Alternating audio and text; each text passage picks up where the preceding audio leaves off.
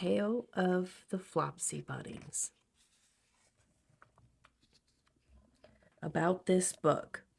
The Tale of the Flopsy Bunnies pays another visit to the world of Peter Rabbit and Benjamin Bunny. Both rabbits have now grown up. Benjamin has married Peter's sister Flopsy, and although still improvident and cheerful, has a large family to care for. Beatrix Potter was well aware that her earlier books had created a huge demand for rabbit stories and dedicated this one for all little friends of Mr. McGregor and Peter and Benjamin. Besides, she enjoyed painting rabbits and gardens too. When preparing the book in 1909, she was staying with her Uncle Fred and Aunt Harriet Burton at Gwenanong, their large house in Wales, and made many studies of the garden there. She described it on an earlier visit as the prettiest kind of garden, where bright old-fashioned flowers grow amongst the currant bushes. It is beautifully depicted in her lovely illustrations. It is said that the effect of eating too much lettuce is soporific. I have never felt sleepy after eating lettuces, but then I am not a rabbit. They certainly had a very soporific effect upon the Flopsy Bunnies. When Benjamin Bunny grew up, he married his cousin Flopsy. They had a large family, and they were very improvident and cheerful. I do not remember the separate names of their children. They were generally called the Flopsy Bunnies. As there was not always quite enough to eat, Benjamin used to borrow cabbages from Flopsy's brother, Peter Rabbit, who kept a nursery garden. Sometimes Peter Rabbit had no cabbages to spare. When this happened, the Flopsy Bunnies went across the field to a rubbish heap in the ditch outside Mr. McGregor's garden. Mr. McGregor's rubbish heap was a mixture. There were jam pots and paper bags and mountains of chopped grass from the mowing machine, which always tasted oily, and some rotten vegetable marrows and an old boot or two. One day, oh joy! There were a quantity of overgrown lettuces which had shot into flower. The Flopsy Bunnies simply stuffed lettuces. By degrees, one after another, they were overcome with slumber and lay down in the mown grass. Benjamin was not so much overcome as his children. Before going to sleep, he was sufficiently wide awake to put a paper bag over his head to keep off the flies. The little Flopsy Bunny slept delightfully in the warm sun. From the lawn beyond the garden came the distant clackety sound of the mowing machine. The blue bottles buzzed about the wall, and a little old mouse picked over the rubbish among the jam pots. I can tell you her name. She was called Thomasina Tittlemouse, a wood mouse with a long tail. She rustled across the paper bag and awakened Benjamin Bunny. The mouse apologized profusely and said that she knew Peter Rabbit. While she and Benjamin were talking close under the wall, they heard a heavy tread above their heads, and suddenly Mr. McGregor emptied out a sackful of lawn mowings right upon the top of the sleeping Flopsy Bunnies. Benjamin shrank down under his paper bag. The mouse hid in a jam pot.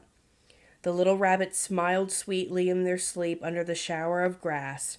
They did not awake because the lettuces had been so soporific. They dreamt that their mother Flopsy was tucking them up in a hay bed. Mr. McGregor looked down after emptying his sack. He saw some funny little brown tips of ears sticking up through the lawn mowings. He stared at them for some time. Presently a fly settled on one of them, and it moved. Mr. McGregor climbed down onto the rubbish heap. 1, 2, 3, 4, 5, 6 little rabbits, said he as he dropped them into his sack. The Flopsy Bunnies dreamt that their mother was turning them over in bed. They stirred a little in their sleep, but still they did not wake up. Mr. McGregor tied up the sack and left it on the wall. He went to put away the mowing machine. While he was gone, Miss Flopsy Bunny, who had remained at home, came across the field. She looked suspiciously at the sack and wondered where everybody was. Then the mouse came out of her jam pot, and Benjamin took the paper bag off of his head. and they told the doleful tale. Benjamin and Flopsy were in despair. They could not undo the string. But Miss Tittlemouse was a resourceful person. She nibbled a hole in the bottom corner of the sack. The little rabbits were pulled out and pinched to wake them. Their parents stuffed the empty sack with 3 rotten vegetable marrows, an old blacking brush, and 2 decayed turnips. Then they all hid under a bush and watched for Mr. McGregor. Mr. McGregor came back and picked up the sack and carried it off.